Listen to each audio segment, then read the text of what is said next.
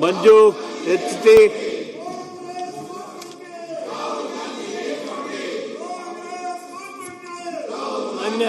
Shri ಕಟ್ಕೊಂಡ V ದೊಡ್ಡಿಬ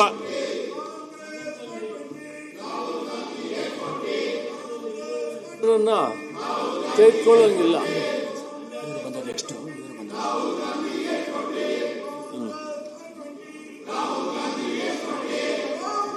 ಹೇಳಿ 907 ಪ್ರಶ್ನೆ, ಚುಕ್ಕೆ ಗುರುತಿನ ಪ್ರಶ್ನೆ 907 ಕೇಳ್ತಾ ಇದ್ದೀನಿ. ಸನ್ಮಾನ್ಯ ನೀರಾವರಿ ಸಚಿವರಿಗೆ 907 ಯಾವುದು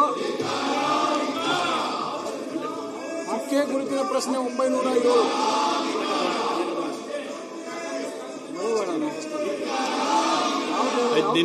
ನಿನ್ನೆ ಹೇಳೈತ್ರಿ ಅವನೇ ಅವರು ಸೇರಿಸ್ಬೇಡ ಅಂತೇಳಿ.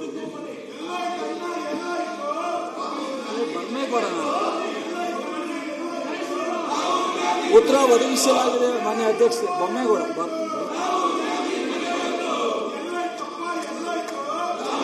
ಕೇಳಿ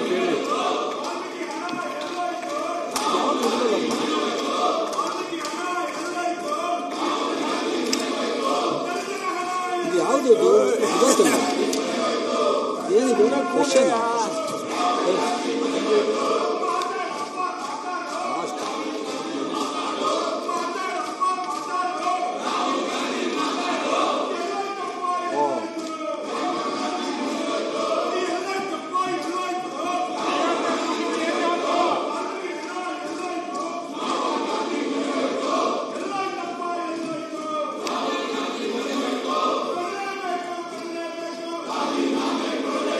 ಒದಗಿಸಲಾಗಿದೆ. ಮಾನ್ಯ ಉತ್ತರವನ್ನು ಒದಗಿಸುತ್ತಾರೆ.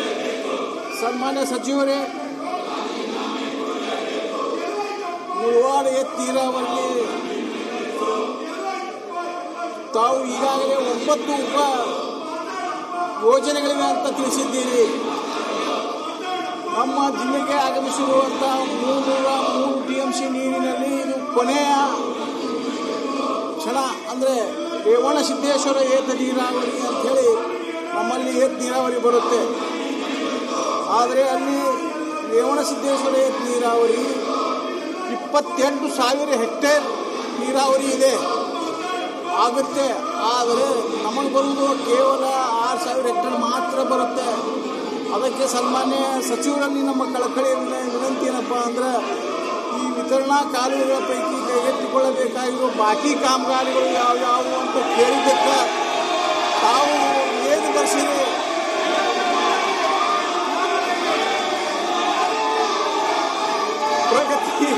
ಪ್ರಗತಿಯಲ್ಲಿರತಕ್ಕಂಥ ಕಾಮಗಾರಿಗಳು ವಿತರಣಾ ನಂಬರ್ 36ರಿಂದ 37, 53ರಿಂದ 66, ವಿತರಣಾ ಕಾಲುವೆ 607, ಕೈಗೆತ್ತಿಕೊಳ್ಳಬೇಕಾದಂಥ ಬಾಕಿ ಕಾಮಗಾರಿಗಳು ವಿತರಣಾ ಕಾಲುವೆ 1. ಪ್ಲೀಸ್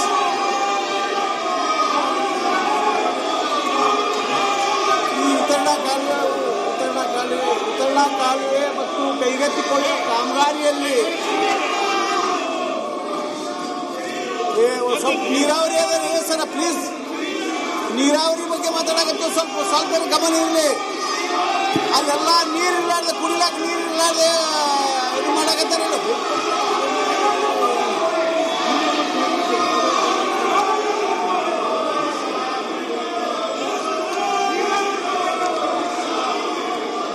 ವಿತರಣಾ ಕಾಲುವೆ 17, 18, 21ರಿಂದ 35ರಿಂದ 17,408.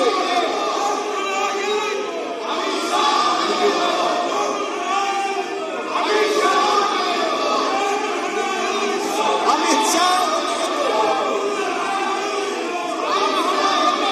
ಮಾನ್ಯ ಅಧ್ಯಕ್ಷೆ ಅವ್ರು ಹೇಳಿರ್ತಕ್ಕಂಥದ್ದು 1ರಿಂದ 67 ಉಪನಾಲುವೆಗಳ ಕೆಲಸ ಆಗಬೇಕಾಗಿದೆ.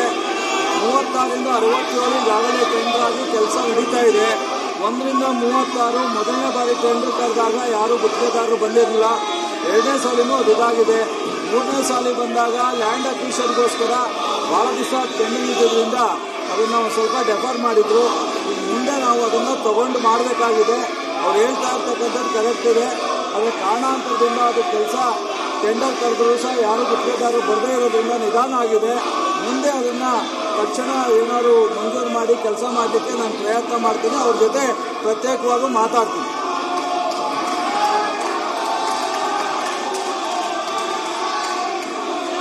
ಶ್ರೀ ಅಶೋಕ್ ಕುಮಾರ್ ರೈ.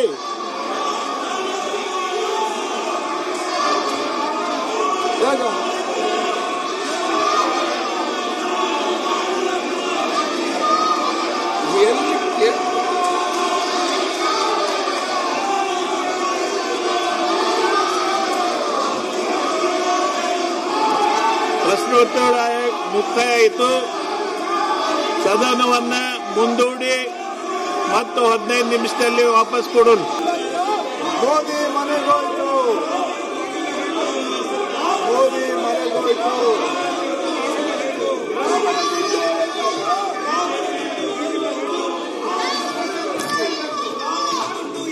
ಈಗ ಶಾಸನ ರಚನೆ ಶ್ರೀ ಬೈರೇಗೌಡರು. ಮಾನ್ಯ ಅಧ್ಯಕ್ಷರೇ, 2026ನೇ ಸಾಲಿನ ಕರ್ನಾಟಕ ಅಪಾರ್ಟ್ಮೆಂಟ್ ಮಾಲೀಕತ್ವ ಮತ್ತು ನಿರ್ವಹಣೆ ವಿಧೇಯಕವನ್ನು ಮಂಡಿಸಲು ಅನುಮತಿ ಕೋರುತ್ತಿದ್ದೇನೆ. ಇಲ್ಲಿ ನೀವು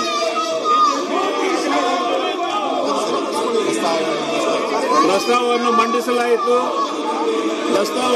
ಪ್ರಸ್ತಾವವನ್ನು ಸಭೆಯ ಮತಕ್ಕೆ ಹಾಕುತ್ತೇನೆ. ಪ್ರಸ್ತಾವವು ಹೀಗಿದೆ: 2026 ಸಾಲಿನ ಕರ್ನಾಟಕ ಅಪಾರ್ಟ್ಮೆಂಟ್ ಮಾಲೀಕತ್ವದ ಮತ್ತು ನಿರ್ವಹಣೆ ವಿಧೇಯಕವನ್ನು ಮಂಡಿಸಲು ಸಭೆಯು ಅನುಮತಿ ನೀಡಬೇಕು. ಪ್ರಸ್ತಾವ ಪರವಾಗಿರುವವರು ಹೌದು ಎಂದು ಅನ್ನಬೇಕು. ಪ್ರಸ್ತಾವ ವಿರೋಧವಾಗಿರುವವರು ಇಲ್ಲ ಎಂದು ಸೂಚಿಸಬೇಕು. ಪ್ರಸ್ತಾವವು ಹೌದು ಎನ್ನುವರ ಪರವಾಗಿದೆ ಎಂದು ಭಾವಿಸುತ್ತೇನೆ. ಪ್ರಸ್ತಾವವು ಹೌದು ಎನ್ನುವರ ಪರವಾಗಿದೆ. ಪ್ರಸ್ತಾವವು ಅಂಗೀಕೃತವಾಗಿದೆ. ಸಭಾಧ್ಯಕ್ಷರು, ವಿಧೇಯಕವನ್ನು ಮಂಡಿಸಲಾಗಿದೆ. ಮುಂದೆ ಎರಡನೇದು. ಮಾನ್ಯ ಅಧ್ಯಕ್ಷರೇ, 2026ನೇ ಸಾಲಿನ ಕರ್ನಾಟಕ ಮುನ್ಸಿಪಾಲಿಟಿಗಳ ತಿದ್ದುಪಡಿ ವಿಧೇಯಕವನ್ನು ಮಂಡಿಸಲು ಅನುಮತಿಯನ್ನು ಕೋರುತ್ತಿದ್ದೇನೆ. ಪ್ರಸ್ತಾವವನ್ನು ಮಂಡಿಸಲಾಯಿತು. ಈ ಪ್ರಸ್ತಾವವನ್ನು ಸಭೆಯ ಮತಕ್ಕೆ ಹಾಕುತ್ತೇನೆ. ಪ್ರಸ್ತಾವ ಹೀಗಿದೆ: 2026 ಸಾಲಿನ ಕರ್ನಾಟಕ ಮುನ್ಸಿಪಾಲಿಟಿಗಳ ತಿದ್ದುಪಡಿ ವಿಧೇಯಕವನ್ನು ಮಂಡಿಸಲು ಸಭೆಯ ಅನುಮತಿ ನೀಡಬೇಕು. ಪ್ರಸ್ತಾವ ಪರವಾಗಿರುವವರು ಹೌದು ಎಂದು ಸೂಚಿಸಬೇಕು. ಪ್ರಸ್ತಾವ ವಿರೋಧವಾಗಿರುವವರು ಇಲ್ಲ ಎಂದು ಸೂಚಿಸಬೇಕು. ಪ್ರಸ್ತಾವವು ಹೌದು ಎನ್ನುವರ ಪರವಾಗಿದೆ ಎಂದು ಭಾವಿಸುತ್ತೇನೆ. ಪ್ರಸ್ತಾವವು ಹೌದು ಎನ್ನುವರ ಪರವಾಗಿದೆ. ಪ್ರಸ್ತಾವವು ಅಂಗೀಕೃತವಾಗಿದೆ. ಮಾನ್ಯ ಸಚಿವರು ವಿಧೇಯಕವನ್ನು ಮಂಡಿಸಬೇಕು. ವಿಧೇಯಕವನ್ನು ಮಂಡಿಸಲಾಗಿದೆ. ಮೂರನೇದು 2026ನೇ ಸಾಲಿನ ನಗರ ಪಾಲಿಕೆಗಳ ತಿದ್ದುಪಡಿ ವಿಧೇಯಕವನ್ನು ಮಂಡಿಸಲು ಅನುಮತಿಯನ್ನು ಕೋರುತ್ತಿದ್ದೇನೆ. ಪ್ರಸ್ತಾವವನ್ನು ಮಂಡಿಸಲಾಯಿತು. ಈಗ ಪ್ರಸ್ತಾವವನ್ನು ಸಭೆಯ ಮತಕ್ಕೆ ಹಾಕುತ್ತೇನೆ. ಪ್ರಸ್ತಾವವು ಹೀಗಿದೆ: 2026 ಸಾಲಿನ ಕರ್ನಾಟಕ ನಗರ ಪಾಲಿಕೆಗಳ ತಿದ್ದುಪಡಿ ವಿಧೇಯಕವನ್ನು ಮಂಡಿಸಲು ಸಭೆ ಅನುಮತಿ ನೀಡಬೇಕು. ಪ್ರಸ್ತಾವದ ಪರವಾಗಿರುವವರು ಹೌದು ಎಂದು ಸೂಚಿಸಬೇಕು. ಪ್ರಸ್ತಾವ ವಿರೋಧವಾಗಿರುವವರು ಇಲ್ಲ ಎಂದು ಸೂಚಿಸಬೇಕು. ಪ್ರಸ್ತಾವವು ಹೌದು ಎನ್ನುವರ ಪರವಾಗಿದೆ ಎಂದು ಭಾವಿಸುತ್ತೇನೆ. ಪ್ರಸ್ತಾವವು ಹೌದು ಎನ್ನುವರ ಪರವಾಗಿದೆ. ಪ್ರಸ್ತಾವವು ಅಂಗೀಕೃತವಾಗಿದೆ. ಮಾನ್ಯ ಸಚಿವರು ವಿಧೇಯಕವನ್ನು ಮಂಡಿಸಬೇಕು. ಸದನಕ್ಕೆ ಮಂಡಿಸುತ್ತಿದ್ದೇನೆ. ವಿಧೇಯಕವನ್ನು ಮಂಡಿಸಲಾಗಿದೆ.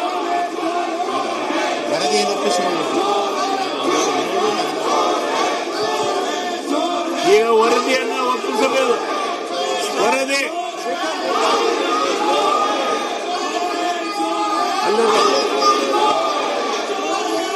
ಮುಂದೇನು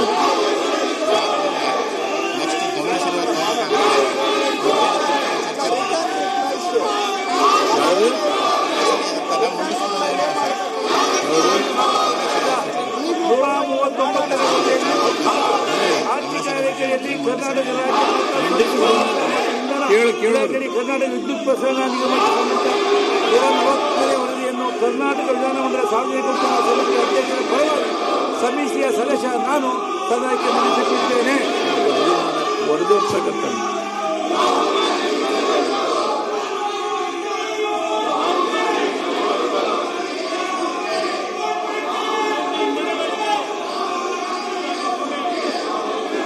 ಮಾನ್ಯ ಅಧ್ಯಕ್ಷರೇ, ನಾನು ಪ್ರತಿಪಕ್ಷದವರಲ್ಲಿ ಮನವಿ ಮಾಡ್ತಾ ಇದ್ದೇನೆ, ಈ ರೀತಿ ಸದನದ ಸಮಯವನ್ನು ಹಾಳು ಮಾಡೋದು ಬೇಡ. ದಯವಿಟ್ಟು ಏನೇ ವಿಷಯ ಇದ್ರು ಚರ್ಚೆಗೆ ನಾವು ತಯಾರಿದ್ದೇವೆ. ಮಾನ್ಯ ಉಪಮುಖ್ಯಮಂತ್ರಿ ಹೇಳಿಕೆ ಮಾಡಿದ್ದಾರೆ,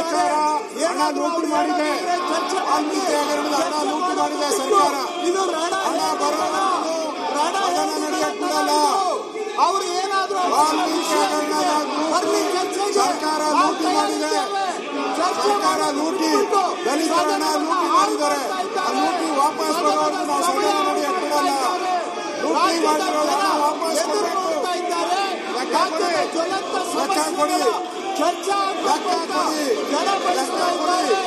ದಲಿತರನ್ನ ಯಾಕೆ ಪರಿಸ್ಥಿತಿ ಇರುವಾಗ ಏನ್ ಮಾಡ್ಬೇಕಂತ ಸದನದ ಸಮಯವನ್ನ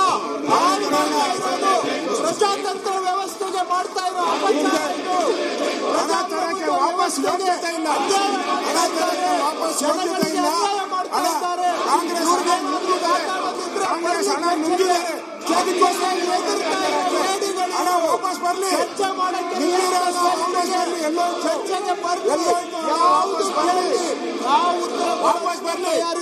ಸೋನಿಯಾ ಗಾಂಧಿ ರಾಹುಲ್ ಗಾಂಧಿ ಆಮೇಲೆ ಧರಣಿ ಮಾಡ್ಲಿ. ಇದ್ಯಾವ ಪುರುಷಾರ್ಥ ಇದು? ಚರ್ಚೆ ಮಾಡೋದಕ್ಕೆ ತಯಾರಿಲ್ಲ, ಎಲ್ಲೋ ಚರ್ಚೆನೆ ಮಾಡಬಹುದು. ಹಾಗೆ ಸರ್ಕಾರ ಮಂತ್ರಿಗಳೆಲ್ಲ ಆಗ್ಬೇಕಾದ್ರೆ ಎಲ್ಲ 150 ಕೋಟಿ ಕೊಟ್ಟು ಬಂದಿರೋದು. ಮಂತ್ರಿಗಳೆಲ್ಲ 150 ಕೋಟಿ ಎಲ್ಲಿರೋದು? ಈ 150 ಕೋಟಿ ಎಲ್ಲಿಂದ ಬಂದಿದೆ? ವಾಲ್ಮೀಕಿ ಆಗರದಲ್ಲಿ ದಲಿತರನ್ನ ತಿಂದು ಬೈತಾ ಇದ್ದಾರೆ. ಆ ದಲಿತರನ್ನ ವಾಪಸ್ ಬರ್ಬೇಕಿದೆ. ಸರ್ಕಾರ ವಾಪಸ್ ಬರಬೇಕು. ದಲಿತರನ್ನ ವಾಪಸ್ ಬಂದಿಲ್ಲ ಅಂದ್ರೆ ಈ ಸರ್ಕಾರ ಕಳ್ಳರಿಗೆ ಸಪೋರ್ಟ್ ಮಾಡ್ತಾ ಇದ್ದಾರೆ.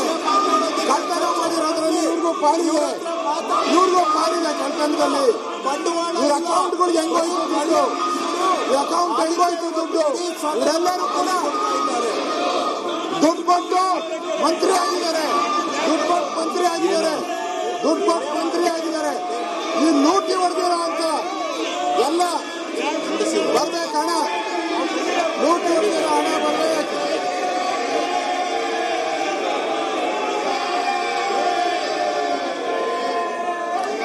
ಬುಧವಾರ ದಿನಾಂಕ 19/8/2026 ಗಮನ ಸೆಳೆಯುವ ಸೂಚನೆಗಳ ಪೈಕಿ 15 ಉತ್ತರಗಳನ್ನು ಸದನದಲ್ಲಿ ಮಂಡಿಸುತ್ತಿದ್ದೇನೆ.